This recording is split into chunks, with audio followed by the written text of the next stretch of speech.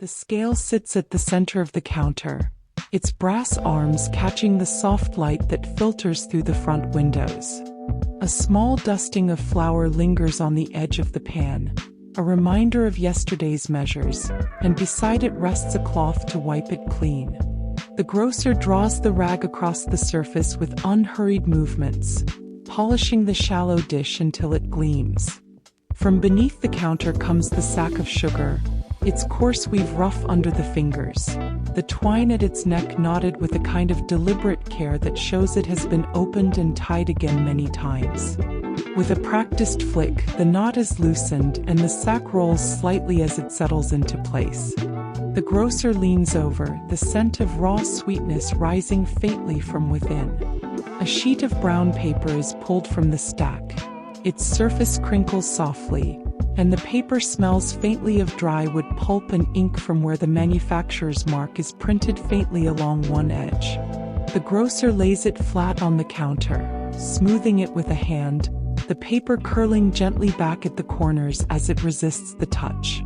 The scoop sinks into the sugar with a soft hiss as the grains shift and settle, a sound almost like sand sliding through fingers.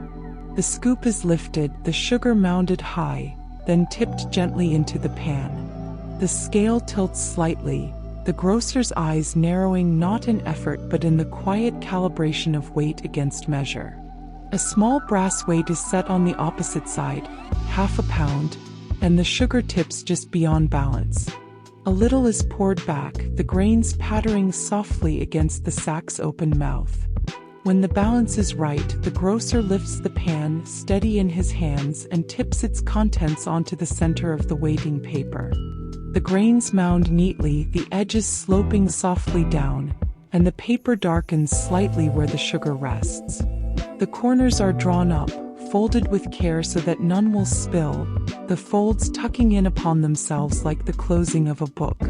A length of twine is drawn from the spool, the faint creak of its fibers audible as it's pulled taut, and the knot is tied with an ease born of repetition.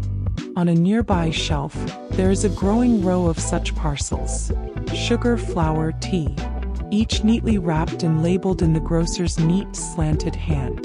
The pencil's point is worn, and the sound of graphite against paper is soft, steady, and rhythmic, each letter formed without haste.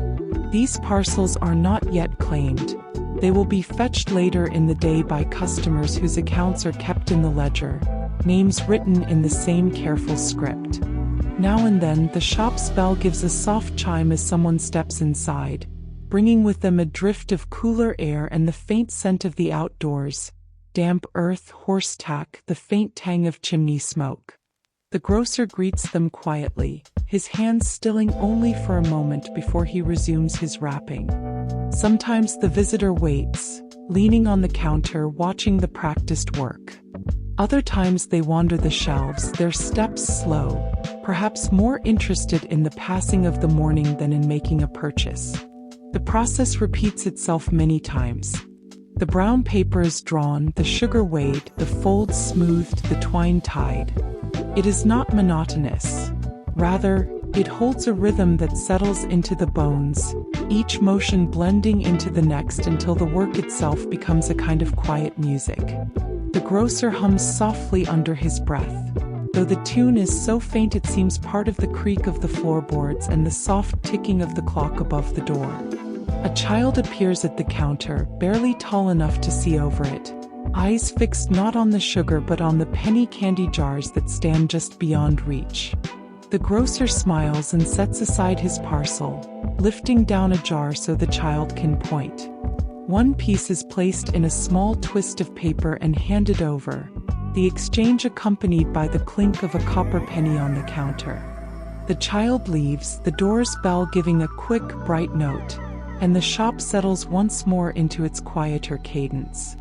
By late morning, the row of parcels is complete.